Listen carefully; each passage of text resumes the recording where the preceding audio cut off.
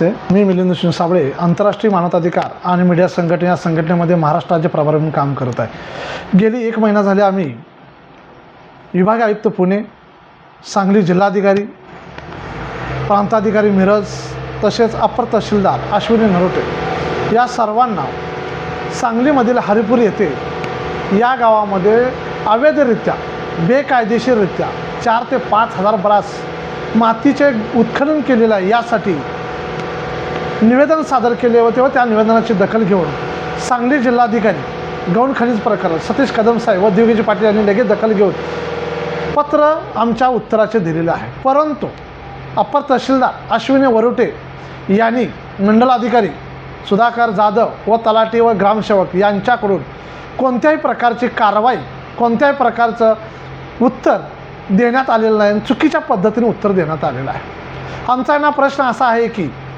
ज्यावेळी पंचनामा केला तो पंचनाम्याची जाहिरात पावती, रॉयल्टी किती भरली त्याची पावती, ती गाडी पकडलेली आहेत, वाहनं ज्यावेळी वापरली होती त्या सर्व वाहनांची नंबर व त्यांच्यावर कोणती कारवाई केली याची पावती, त्याचबरोबर कोणत्या पोलीस स्टेशनला या गौण खनिज करणाऱ्या लोकांच्या विरोधात FIR दाखवलेला आहे त्याची कॉपी, तसे दंड किती रुपयाचा केलेला आहे।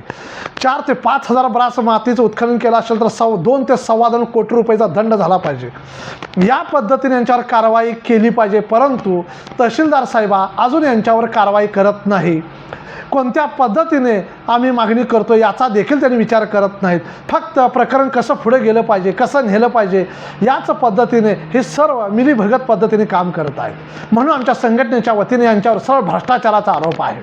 कारण या प्रकरणावर कारवाई होत नसेल तर तुम्हाला यामध्ये मलिदा मिळाला आहे का काय असा आमचा प्रश्न आहे। म्हणून आम्ही विभाग आयुक्त पुणे यांना पुन्हा एकदा विनंती करतोय, जिल्हाधिकारी साहेब मौनांग घोष साहेब यांना सुद्धा विनंती करतोय आणि प्रांताधिकारी मिरज यांना सुद्धा विनंती करतोय की आपण याच्यावर लवकरात लवकर खोलवर तपास करून ETS द्वारे मोजणी करावी। खरं ना खोटं तुम्हाला कळेल, कारण यांनी खोटा पंचनामा करून काही चुकीच्या पद्धतीने दंड केलेला आहे ते आम्हाला मान्य नाही आणि मालकांचं म्हणणं आम्ही मान्य करणार नाही जोपर्यंत रॉयल्टी यांच्याकडून भरून घेत नाही। कुणाकडून रॉयल्टी भरून घेतली पाहिजे? तलाठी सुधाकर गायकवाड आणि तहसीलदार मॅडम या तिघांच्याकडून रॉयल्टी भरून घेतलीच पाहिजे, मूळ मालकाकडून सुद्धा घेतलीच पाहिजे, कारण शासनाला फसवणे म्हणजे मोठा गुन्हा आहे। त्याचबरोबर 2.25 कोटी रुपयाचा दंड जोपर्यंत होत नाही तोपर्यंत आम्ही हे प्रकरण शांत बसणार नाही। जोपर्यंत लढा देता येईल तोपर्यंत आम्ही हा लढा देणार आहे। हे तहसीलदार मॅडम, अप्पर तहसीलदार अश्विनी नरोटे मॅडम यांनी लक्षात ठेवावं, कारण लवकरच सर्व अधिकारी वर्गाकडून याची उत्तर येणारी चौकशी चालू होणार आहे। वाटतं थोडा सोपा हा घोटाळा नाही, मोठा घोटाळा झालेला आहे, म्हणून आम्ही याच्या मागे लागलेला आहे। प्रांताधिकारी साहेबांना सुद्धा मिरज यांना विनंती करतोय, आपणाकडून देखील अजून उत्तर आलेलं नाही। जिल्हाधिकारी कलेक्टर ऑफिसमधून उत्तर येतात आणि तुमच्याकडून उत्तर येत नाहीत, म्हणजे काय प्रश्न पडत आहे की काय यामध्ये तुम्ही आशीर्वाद देत आहात का?